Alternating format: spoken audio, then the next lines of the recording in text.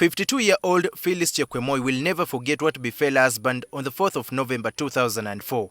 She vividly recalls how 17 soldiers attached to Senendet Detach in Bukwa district in eastern Uganda walked to her home in Chekosa sub-county, located some 15 kilometers from Bukwa town, and asked her husband, Gilbert Cherotwo, to hand over a gun.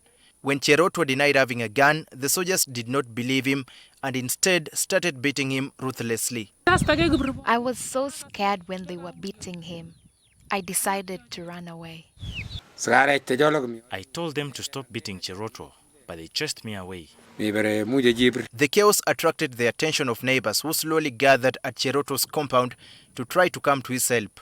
The soldiers dispersed the crowd and continued to whip him to no avail. They could not even explain that this day is such and such a problem. Only that when they were here beating this man, where is the firearm? Where is the firearm? The firearm, which was just an allegation. Cherotwo's wife, who was pregnant at the time, appealed to local leaders, including the village chairperson, parish chairperson, and sub-county chairperson, but none of them was able to convince the soldiers to stop assaulting Cherotwo. After hours of torturing Cherotwo and not finding the firearm they were looking for, the soldiers reportedly took him to the barracks, leaving his wife, children, and neighbors shocked and wondering what his fate would be. Later, the family learned that Cherotwo's health condition worsened after the torture and he was rushed to Bukwa Hospital in an attempt to save his life. We found people at the hospital who told us he had died the previous day. And just like that, Chekwemoi became a widow in her early 30s and had to bear the responsibility of taking care of her 6 children. Chekwemoi and her mother-in-law opted to file a murder case against the soldiers at Bukwa Central Police Station.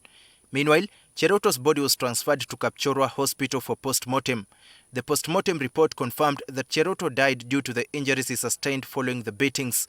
Cherotwo's wife would later file a complaint at the Uganda Human Rights in Soroti Regional Office against the government for the murder of her husband. Since my father passed away, we have suffered a lot. After nearly 20 years, the Uganda Human Rights Commission delivered its decision on the matter.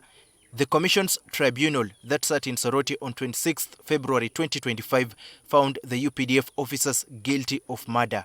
The tribunal comprised of Chairperson Maria Mongadia and 3 commissioners, among them retired Colonel Stephen Basaliza, Lamex Omara Apita and Crispin Kaheru, ordered government to pay the victims' family 60 million shillings as general damages for violation of Gilbert Cherotwo's right to life. This amount is expected to carry interest at 10% per annum from the date the order was made until payment in full.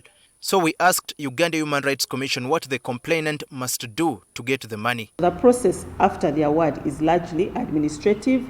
It depends on the amounts that are released by government for payment of compensation, and that entire process is handled for the old cases by Attorney General's chambers. It is largely the widow to follow up the process. However, because our complainants are indigent and they are very vulnerable, this is an old lady, we provide that administrative support. Whereas Chekwemoi welcomed the decision, she's afraid the government may delay to pay her the awarded money.